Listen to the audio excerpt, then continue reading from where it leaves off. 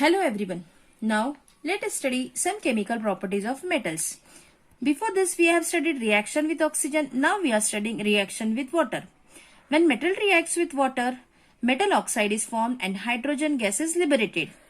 These metal oxides generally they are insoluble in water, but some of them are soluble, and the soluble metal oxides, if these metal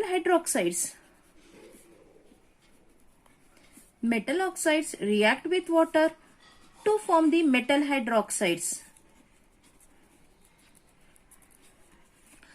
All metals do not react with the same temperature.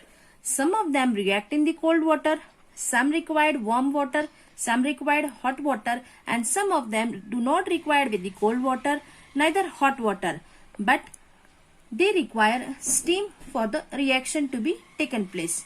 Let us see the example of sodium or potassium.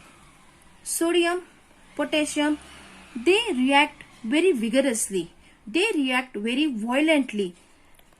As they react violently, this reaction is always exothermic.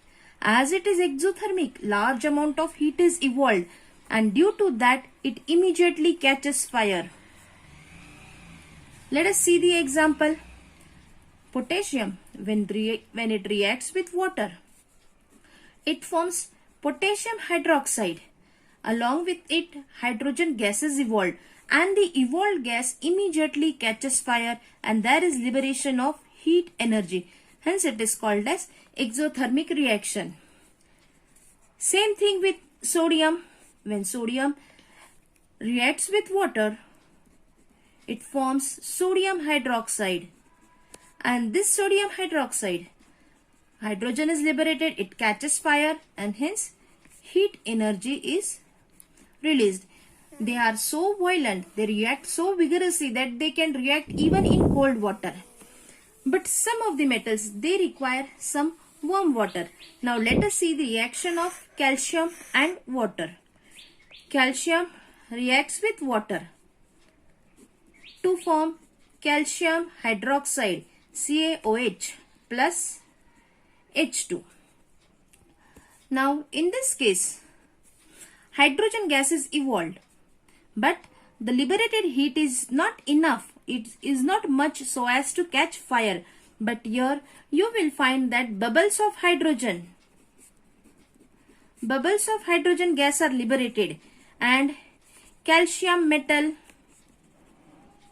stick to it and float on the surface of water. Same thing with magnesium. Magnesium do not react with cold water.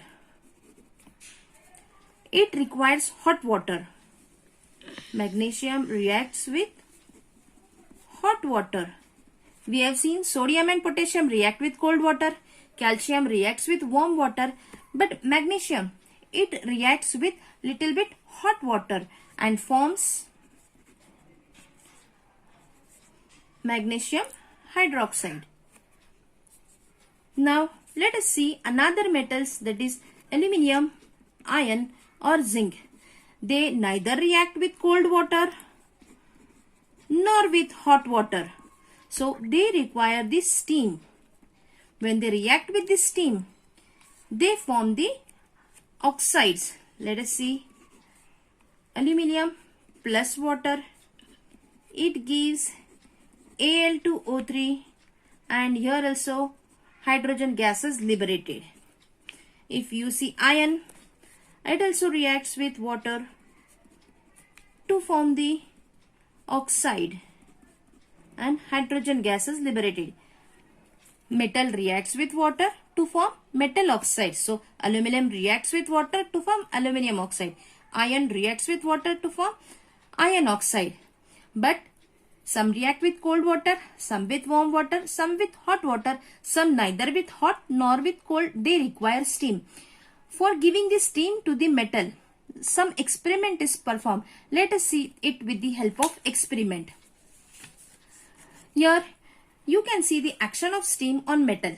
For this, you have taken the metal sample in a test tube, but It is not directly heated in water. The steam is allowed to pass on the metal. For this, the glass wool is soaked in water and kept at the base of the test tube. Then further the metal is kept and this test tube is attached with the cork and a delivery tube is passing through it. There is a burner to heat the wool. When this wool is heated, the steam passes through the metal sample. Then the reaction takes place and whatever is formed that goes through the delivery tube. And it is just collected in this way. Here you will find some bubbles coming up. And these bubbles are collected here and when tested you find that these are the bubbles of hydrogen. Hence it is clear that the metal oxide and the hydrogen gas is liberated. So we have seen how the metal react with the steam.